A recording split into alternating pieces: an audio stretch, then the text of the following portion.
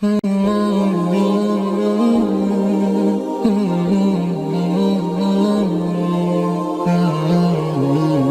قرآن کہتا ہے لَبَرَزَ الَّذِينَ كُتِبَ عَلَيْهِمُ الْقَتْلُ إِلَىٰ مَضَاجِعِهِمْ، کرائے خرچ کر کے جائیں گے، کرائے خرچ کر کے جائیں گے۔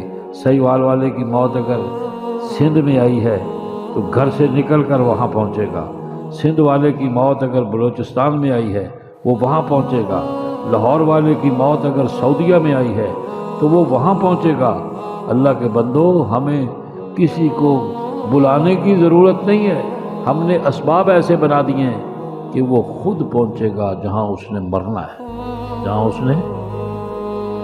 یہ بھی چند دن پہلے ایک صحافی عورت جو ہے وہ خان صاحب کے ٹرالے کے نیچے آئی ہے، وہ گھر سے کوریج کے لیے نکلی تھی، اسے اگر یہ پتا ہو، اس کے بچے اسے روک رہے ہیں، اماں نہ جا تو، گورنمنٹ کہہ رہی ہے کہ خون خرابہ ہو سکتا ہے، بڑا خونی مارچ ہے، تو نہ جا۔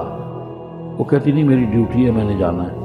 تو اب آپ ایمانداری سے بتائیں، اسے اگر یہ پتا ہو کہ مجھے میرے ساتھ یہ ہونے والا ہے، اس کا شوہر بھی ہے، اس کے بچے بھی ہیں، وہ مرنا چاہتی تھی؟ بولو، وہ مرنا چاہتی تھی؟